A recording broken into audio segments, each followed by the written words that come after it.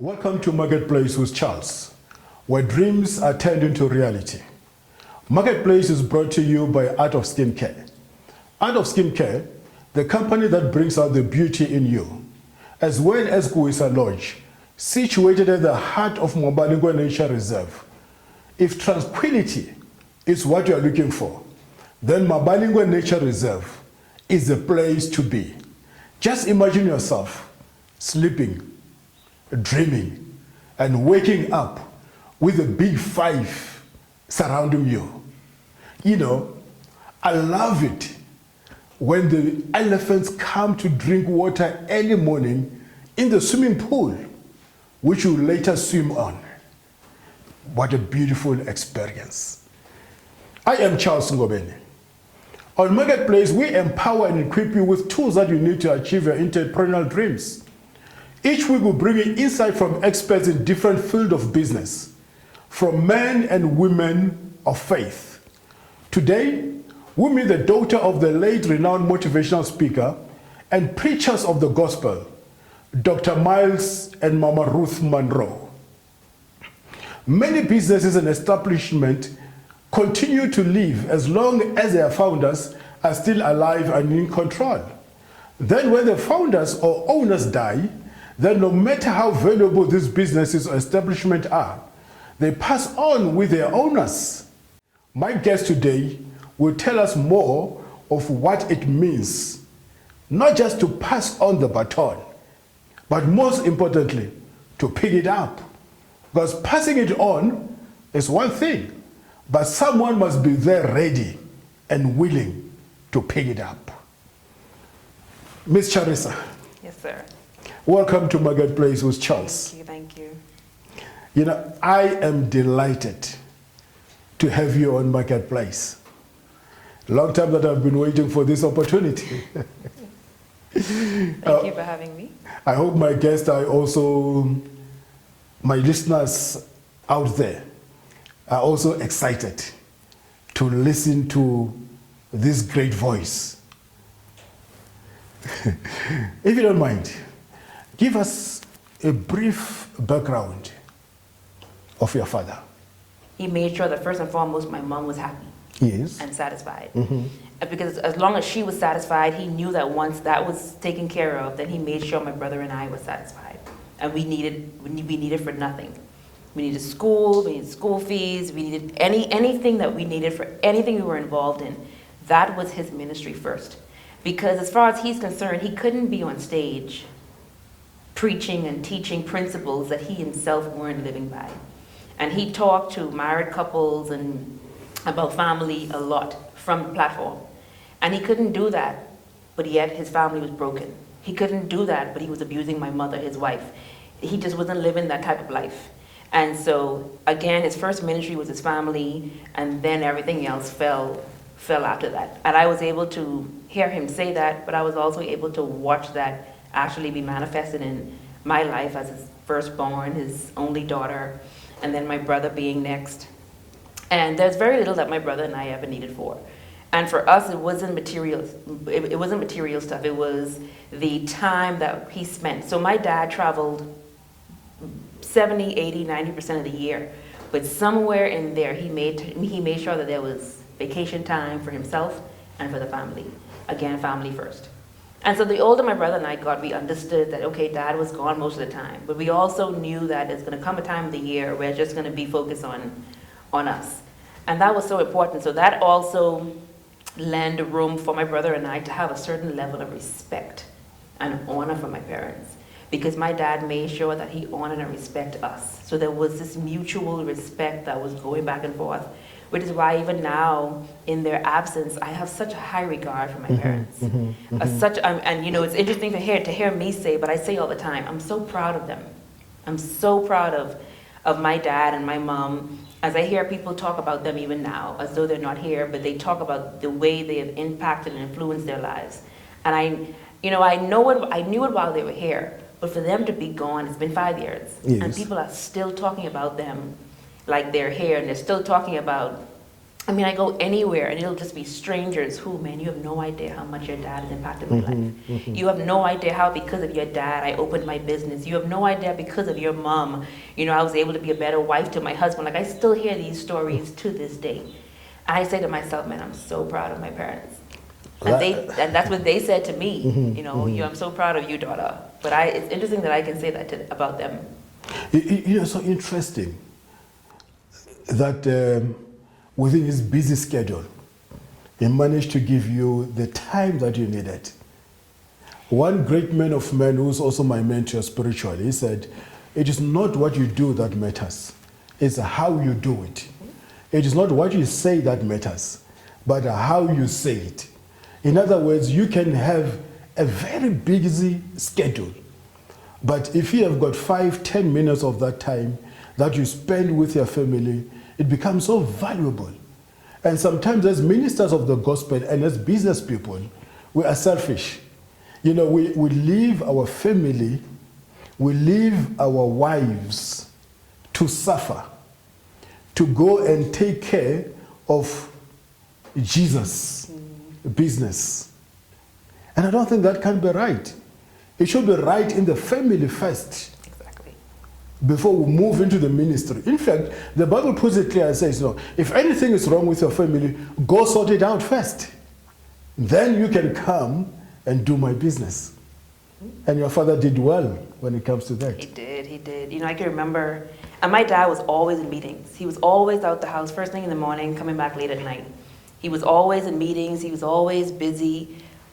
But one thing he never said, like I could call my dad at any time during the day. I don't care what he was doing. I don't care where he was. I don't care who he was meeting with, head of state, president, CEO, it didn't matter. If his phone rang and he saw my name show up, he was going to answer. And his first question was gonna be, hey baby, are you okay? Yes. You need anything? No. If he was too busy to talk, he would then say, I am here and here, let me call you back when I'm done.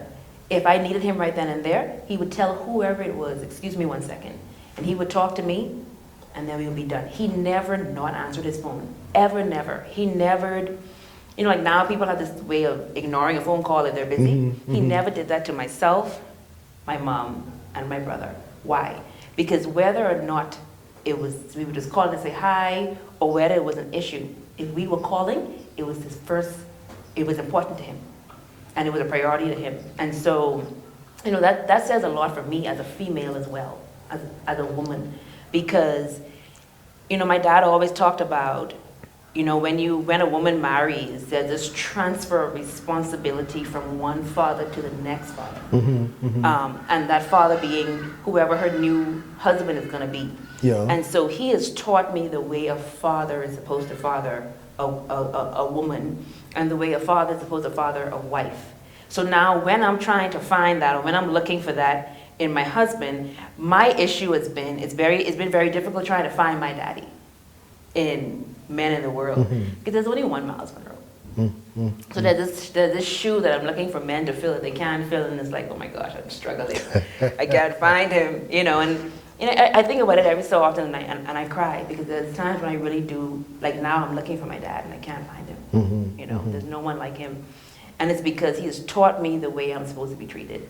He has given me my self-worth. He's given me my self-value. He has given me that standard that I should be looking for when I'm looking for that man and that father to father me, and also to father my children. And like he's that man. I'm being changed now. If any of my kids call me, I'll stop everything. I'm picking up the challenge. and you know, it was important, and I don't think it was for anything other than he didn't want us to ever feel like we were second or that we were third to anything. No meeting, no president, it didn't matter. So to the point where whenever he called, no matter where I was, if my dad is calling, I stop anything. If I'm on a call, hold up, and me answer this call. You know, you brought another aspect in this. You know, he was a painter, he was a musician, he was a father, everything. But when if I listen to what you said in your introduction, it looks like his life was evolving, you know. And sometimes we fail to learn that there are seasons in our lives. We stick to the same old season of being a painter, of being a musician, when God needs you to move to the next level. Especially as business people, we fail to leave this business of tomato planting into a restaurant and develop from a restaurant into an international business. We failed, I'll say, to transit in a good way, and your father did that. He did. And then he also knew how to wear multiple hats. So, you know, I've seen him be a businessman when he had to. Yes. Then I've seen him be, and he would kill me for saying this, I've seen him be a politician when he had to. No, he was a great politician. He was. Yeah. But he wouldn't, but he hated the term. Mm-hmm. But I've also seen him be a pastor when he had to. Mm-hmm. I've seen him be a counselor when he had to. Like I've seen him talk to business people who were totally non-religious, to talking to Muslims, to talking to Buddhists, but then to talking to Christians, talking to kingdom citizens. And I've seen him do all of this, which all require a different level of speech, which require a different level of terms used. And I've seen him be able to transfer from one to the next and just be whatever he needed to be at that moment for whomever. Everyone cannot do that. But how did you deal with the pressures that comes with being a PK son, I mean daughter? Definitely there has to be some pressure. I mean, wherever you walk, we expect you to have the right language, you know, to start with.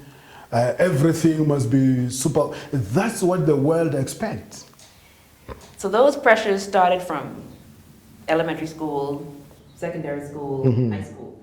So my brother and I have been dealing with how to deal with that from then. Yeah. Because even in school, people expected, everyone knows that we were Miles Monroe's children. So they expected you to get certain grades. They expected you to talk a certain way, act a certain way. They expected you to just look a certain way, behave a certain way. And one thing my dad always told us is be yourself, number one. Number two, people are going to talk about you regardless. If you are doing something right, people are going to tell you, or they're going to talk about you as though you're doing something wrong. So these things he taught us and he told us. So we knew what to expect. And then again, the only people that we knew that we had to make proud was them. So and my dad believed in excellence. He believed in excellence, he didn't believe in foolishness. So good grades were an expectation that they put before us. And so as they put these expectations in place for us, then we also developed some expectations of ourselves. But again, if the external expectations were not lining up with our expectations and the expectations of our parents, then it didn't really matter. You know, he always explained that, you know, there was these expectations even of Jesus when he was here. And when because we knew who we were, we had to be very careful with expectations people were going to put on. Even now, people have certain expectations of me. They automatically want to call me reverend. They automatically want to call me pastor. And I'm like, I am Charisa. I am not Miles Monroe. I am not Ruth Monroe. I am Charisa Munroe. Yes, did my parents instill, did they train me? Did they mentor me? Yes. But at the end of the day, I am Charisa Munroe. So I can care less what your expectations are of me. I can care less what you expect me to say and where you expect me to go. If that's not lined up with the purpose that I have, and that's why it's important for you to know who you are. Because if you don't know who you are, then anybody's expectations of you're actually going to put on. My brother and I, we never did that. And even now, I see it more now than I did at any point in life. Like right now, people have an expectation of my brother and I to be doing a certain thing a certain way, almost like my dad. And my dad would have never wanted us to be him or to be just like him. Like I always said to him, and I always said to people, I don't want to be like my dad. I actually desire to be much greater than my dad. Imagine that. But I know it's possible. No, it So- is. My own pastor usually says, if I can't raise daughters and sons who are greater than myself, then I would have failed. I'm a failure, exactly. Exactly. And that's exactly what my dad taught. And that's exactly what he believed. He wanted, and that's why he was so busy pouring himself, literally killing himself for everybody else. Because he wanted everyone to be better than him. And that's why he had no problem. He didn't suffer from this.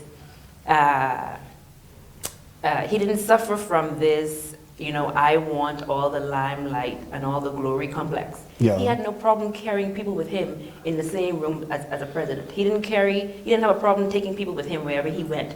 Because at the end of the day, he can take you there, but now it's going to be your responsibility to kind of maintain yourself at that level. But he wanted people to, if he was going somewhere to a certain level of fame, a certain level of just glory, he wanted to share that. And he wasn't in competition with anyone. He wasn't interested in whether you mentioned his name or his title. His purpose was to transform followers into leaders and leaders into agents of change. Awesome.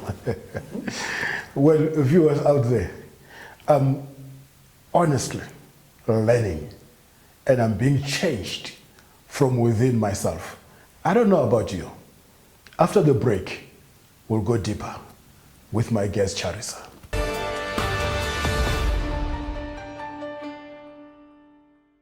Welcome back to Marketplace with Charles. I am still sitting here with my lovely guest who's transforming my life, Charisa. Charisa, now I want us to talk about the lessons from Dr. Miles and Dr. Ruth that shaped your life. Okay. Because I want to believe those lessons will lead us into picking up the baton. So many of them. Where do I start? So as a young child, the one lesson that I carry to this day. So my dad would always say, because kids are quick to say, I can't do this, I